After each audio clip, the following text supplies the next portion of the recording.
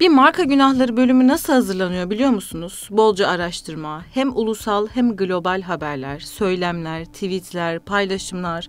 Bu bölümde Starbucks'ın günahlarını inceleyip maddeler haline getirdiğim notu göstereyim en başta size. Evet, notta yazanları görüyorsunuz. Ödenen haksız ücretler, çocuk, köle işçiliği, güya çevreci, sendikanın Filistin desteğine Starbucks'tan aşırı tepki, yalanlama. Starbucks CEO'su kendine aktif Siyonist diyor. Siyonist ödül verildi 1998. Starbucks CEO'su Howard Schultz, İsrailli siber güvenlik şirketine $1.7 milyon yatırım yaptı. LGBT desteği, vergi kaçırma. Liste yine uzayıp gidecek belli ki. Videonun devamında bu başlıkları detaylı olarak ele alacağım. Ufak bir spoiler vereyim dedim. Marka günahları başlıyor.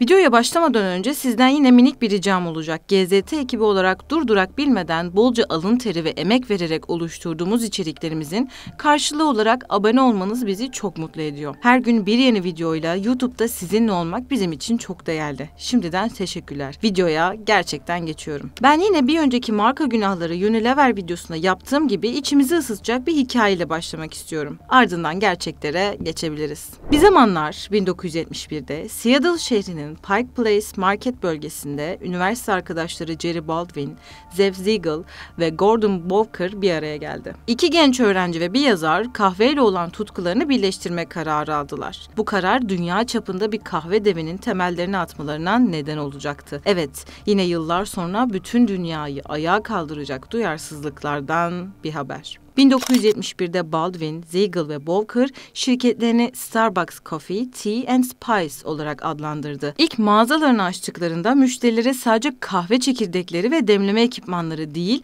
aynı zamanda kahve ile ilgili bilgi ve deneyim de sunmayı amaçlıyorlardı. Ancak şirketin gerçek büyümesi 1980'lerin sonlarına doğru gerçekleşti. Howard Schultz adında bir iş adamı, bu isme odaklanın, dikkat edin, bu ismi unutmayın. Devam ediyorum.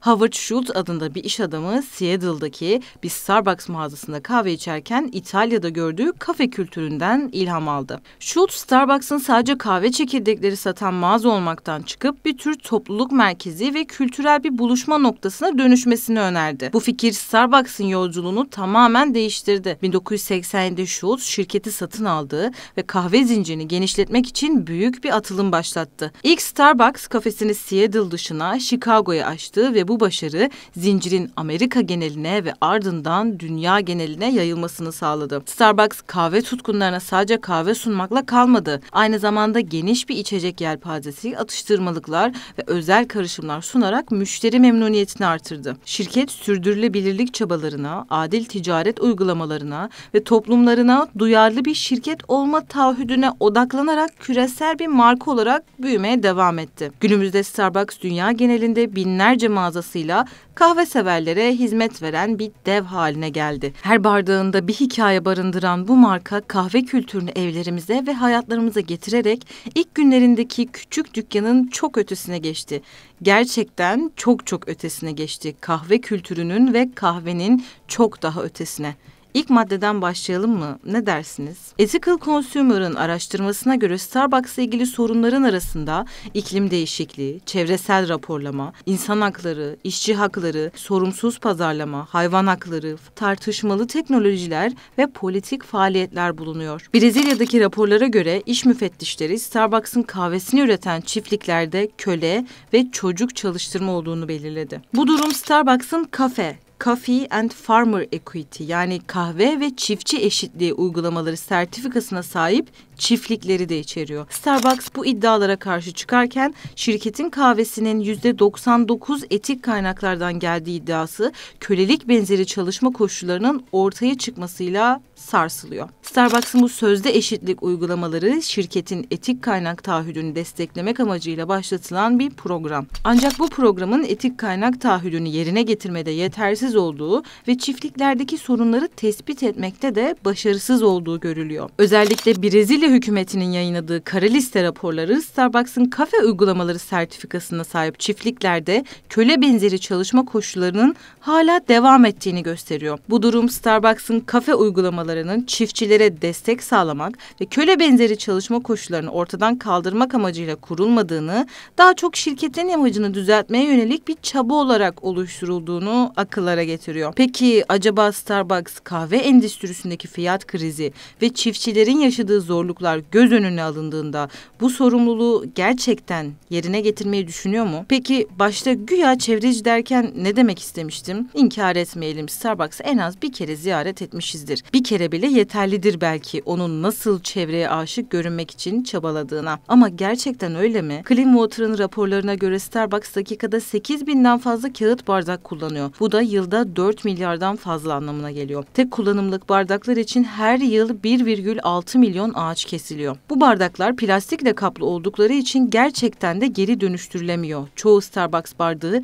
geri dönüşüm için kabul edilenler bile çöpe atılıyor. Starbucks dünyanın en büyük kahve şirketi olduğundan atıklarının sular, okyanuslar, denizler ve sağlığımız üzerindeki etkisi dramatik. Starbucks 2015'e kadar tamamen geri dönüştürülebilir bardak üretme ve içeceklerinin en az %25'ini yeniden kullanılabilir bardaklarda satma sözü verdi. Bugüne kadar Starbucks bu geri dönüştürülebilir bardağı henüz geliştirmedi ve sattığı içeceklerin yalnızca %1,6'sı tek kullanımlık olmayan bardak veya kupalarda tüketiliyor.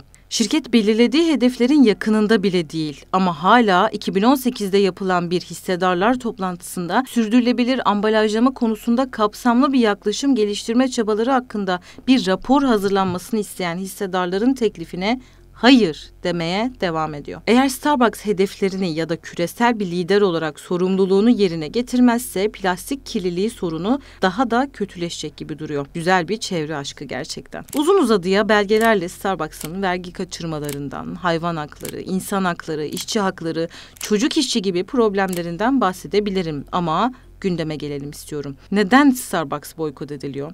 Biraz geriye gidelim. Size ne demiştim?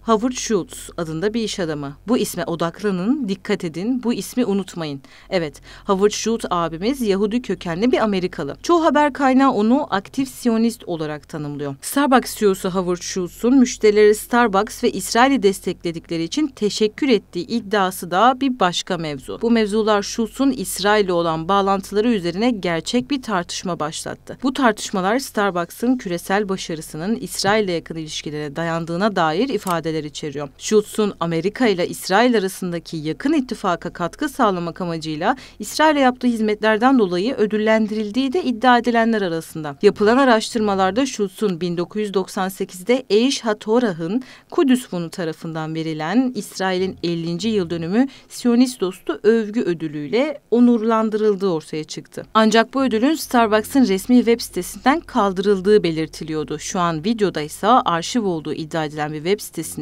ödülün ismi ve verildiği tarihi görebiliyorsunuz. Bunlarla da bitmiyor tabii. Schultz iyi bir yatırımcı. Siyonizme olan güçlü desteğiyle tanınan Schultz, Starbucks'a İsrail ekonomisine destek verdiğini göstermekten geri kalmıyor. Özellikle Schultz Wiz adlı İsrail'de siber güvenlik girişimine 1,7 milyar dolarlık önemli bir yatırımla manşetlere çıktı. Bu yatırım Schultz'un İsrail'in ekonomik büyümesine ve teknolojik ilerlemeleri olan bağlılığının altını çiziyor ve Starbucks'ın İsrail çıkarlarıyla dolaylı uyumu hakkında da sorulara bir nevi cevap veriyor. Son olarak Starbucks işçi sendikası olan Workers United'ın Filistin'e destek verdiği iddialarına Starbucks'ın aşırı ama cidden aşırı verdiği tepkiden bahsedeyim. Starbucks, İsrail saldırılarının başlarında Workers United işçi sendikasının hesabındaki Filistin yanlısı sosyal medya paylaşımının yüzlerce müşteriyi kızdırdığını ve itibarına zarar verdiğini söyleyerek mahkemede Workers United'a dava açtı. Yetmiyor. Açıklama üstüne açıklama da yaptı. Biraz sakin mi olsan? Böyle Filistin yanlısı bir paylaşımın sendikadan bile olsa Starbucks adının altında yapılması herkesi, özellikle Starbucks şirketini hemen harekete geçirdi. Starbucks Genel Müdür Yardımcısı Sarah Kelly'nin direkt açıklamasını ileteyim sizlere. Geçen hafta sendika tarafından kullanılan görseller ve yapılan açıklamalardan kaynaklanan yanlış bilgilerin ve kışkırtıcı manşetlerin yayılmasından derin bir rahatsızlık duyuyorum. Kışkırtıcı manşet dediği Filistin'le dayanışma. Neyse, açıklamasına devam ediyorum. 7 Ekim'den kısa bir süre sonra Workers United, İsrail ve Gazze sınırının bir kısmını yıkan bir buldozer resminin yer aldığı ve Hamas'ın uyguladığı şiddete desteklerini yansıtan bir açıklama yayınladı. Ne yazık ki bölgede masumlara yönelik şiddet artmaya devam ederken bazı insanlar bu sözleri yanlışlıkla bize bağlıyor. Çünkü Workers United ve bağlı kuruluşları ve üyeleri adımızı, logomuzu ve fikri mülkiyetimizi kullanmaya devam ediyor. Starbucks, Hamas tarafından gerçekleştirilen terörizm, nefret ve şiddet eylemlerini kesin bir şekilde kınıyor ve yerel bağlı kuruluşları, sendika örgütleyicileri ve kendilerini Starbucks Workers United üyesi olarak tanımlayanlar da dahil olmak üzere Workers United tarafından ifade edilen görüşlere kesinlikle katılmıyoruz. Yanlış duymadığınız, Starbucks Hamas'ın gerçekleştirdiğini terörizm, nefret ve şiddet eylemi olarak görüyor. İşte bu son cümle Starbucks neden boykot ediliyor sorusuna nokta atışı bir cevap olarak kabul edilebilir gibi duruyor. Bir de herkesin merak ettiği şu soruya cevap verelim. Starbucks'ın Türkiye'deki şubeleri Katar'a bağlıymış. Filistin'e karşı İsrail'e açık destek veren uluslararası markalara boykot çağrıları için hep bu argümanı duyuyoruz. Ancak bu işte bir yanlışlık var. Bu markalar dünya genelinde olduğu gibi Türkiye'de de franchising denilen imtiyaz sistemini kullanıyor. Yani marka belli şartlar dahilinde ve maddi bedel karşılığında yatırımcılara markasını kullandırıyor. Buna özel ünvan olarak Master Franchise deniyor. Türkiye'de de kullanılan tam olarak bu. Bir kereliğine verilen marka katılım bedeli ve franchise sözleşmesine ek olarak maddi detayları kenara bıraksak dahi yerel temsilcinin ana markaya sağladığı katkı sonsuz. Bunlardan 5'ine değinelim.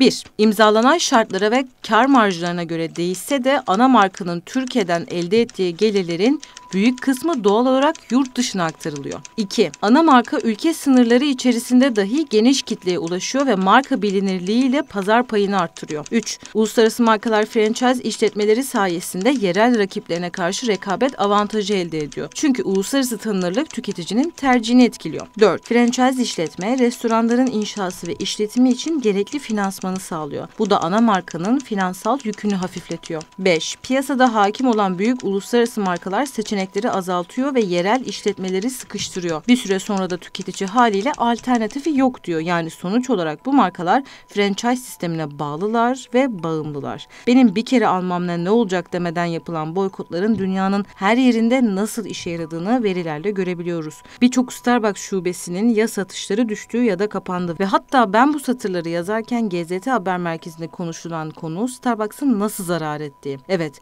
şirketin piyasa değerinde 20 günde 11 milyar doların üzerinde azalış olduğu belirtiliyor. Alırsak ölmeyiz belki, evet, ama alırsak ölürler. İzlediğiniz için teşekkürler. Bir sonraki videoda hangi markayı ele alalım? Yorumlara bekliyoruz.